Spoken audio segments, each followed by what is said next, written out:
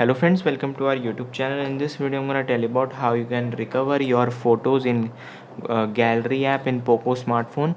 Before watching this video, if you have not subscribed to our YouTube channel, then subscribe to it and like our video. So let's start friends. First you have to simply open your gallery. You have to just simply type here gallery,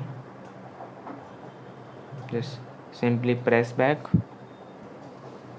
Friends, here it is, the gallery. You have to just simply click on it. You can see all its media.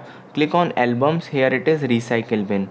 You have to long press this and click on three dots button, and you have to just restore the selected file and click on OK. And you can see friends, from where you have to just do this, click on camera and use this folder.